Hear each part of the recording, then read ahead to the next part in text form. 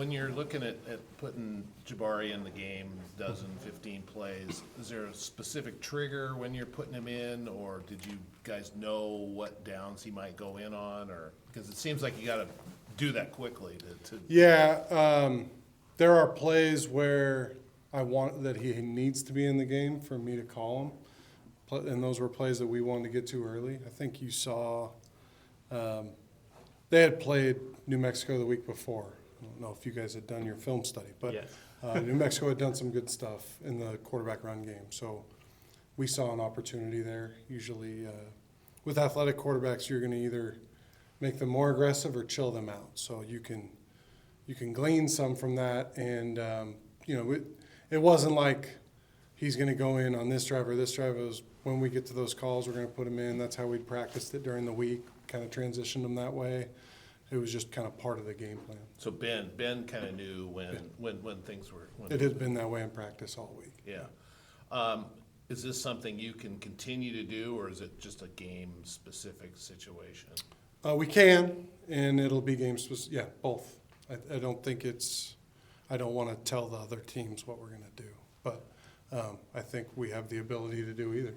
Yeah. In those scenarios, what did you like most? Not even from a productivity standpoint, but just scheme-wise, what he gave you. With Jabari? Yeah. I think we all knew it. I think you've seen flashes of it. He is a dynamic player with the ball in his hands. Nothing I wouldn't tell him. Like, the first touchdown was not the right read. Like, that ball should have gone to the running back, and he would have scored. Now, he made a bunch of guys miss. We had some good blocks up front. He just is special with the ball in his hands. Now, to get those looks and to get that stuff dialed up, Coach DeVan, Coach Boyer, Coach Ford do a really good job of organizing that run game in the way that we can run option. It's not good versus everything. So that was well designed, and then he just made a play there. Outside of just the obvious statistical stuff, how has Ben sort of upgraded your offense? Ben's got a really good ability to move in the pocket, really good in the play action game, and he anticipates throws really well. He may not be the athlete that Jabari or Giovanni are, but he has a different type of athleticism in the pocket where he can move around, avoid a rush, and get the ball out of his hands. So I think his anticipation, we've been good in the play action stuff, and then he anticipates throwing the throws on third down, gets the ball out of his hands. We're avoiding those sacks. That if you hang on to it and wait to see a guy open, you're going to take a sack. Yeah. You've got to throw it before he's open. You told us week 1, week 0 that he still had a chance to climb back into this quarterback competition. Yeah. Like, where have you seen him most improve his game kind of since fall camp? I mean, I think everybody's learning what we're doing. But the beautiful thing about Ben is he was just always ready. And I think we always had confidence and faith that when it was his turn, he was going to be ready to go. And it makes you happy for somebody. And I don't know if proud is the right word. I was just happy that when he got his opportunity, he, has done some good stuff. Now, he still needs to get better, and he'll tell you the exact same thing. There's some stuff we have to clean up. But there's some big-time plays in that game in really critical situations that, you don't make those plays if you're not ready to make those plays. And he prepared himself to make those plays. What are some of those things that you still want to see him clean up? Well, we got to avoid, there's some small stuff with his eyes on the pick six he's got to see, and we've got to correct. We got caught, and they disguised by them on the other interception.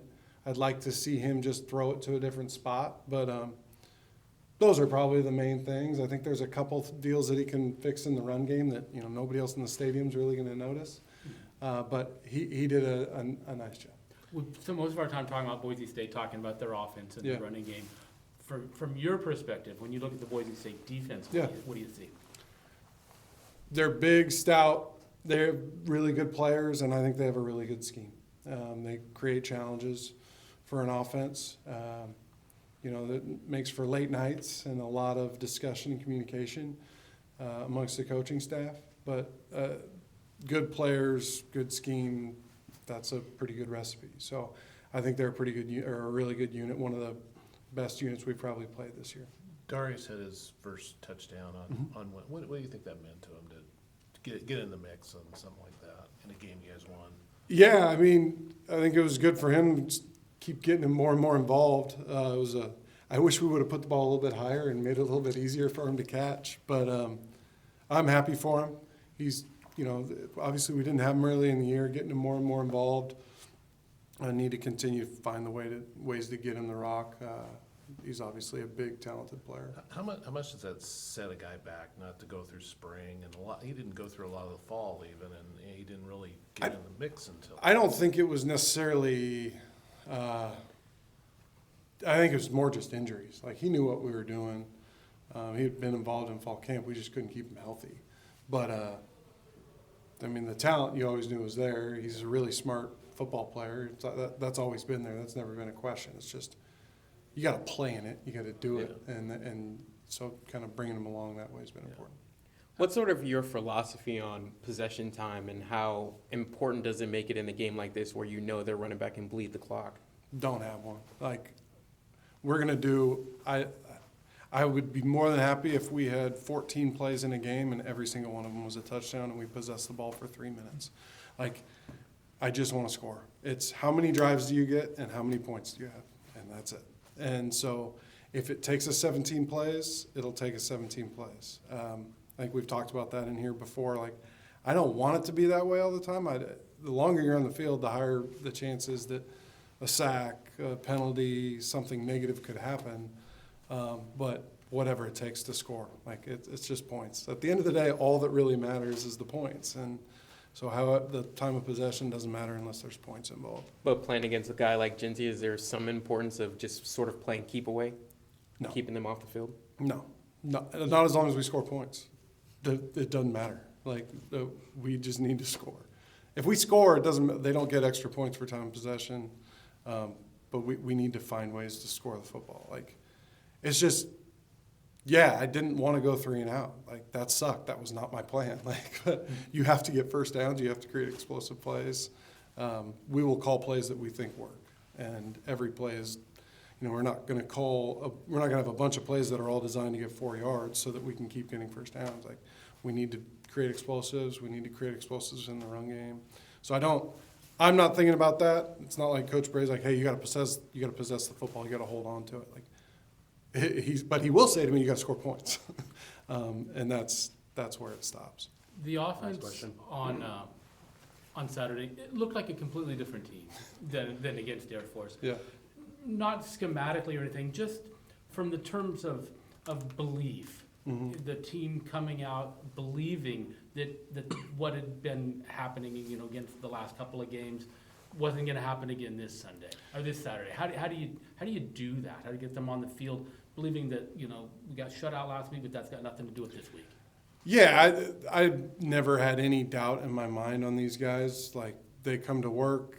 I think Grant Stark got up in front of the group before, we started our prep for Washington State and gave a really good pep talk to the group. But I don't doubt them in any way that they're going to go out and battle. Now, I don't think it's a belief thing. I think it's an execution thing.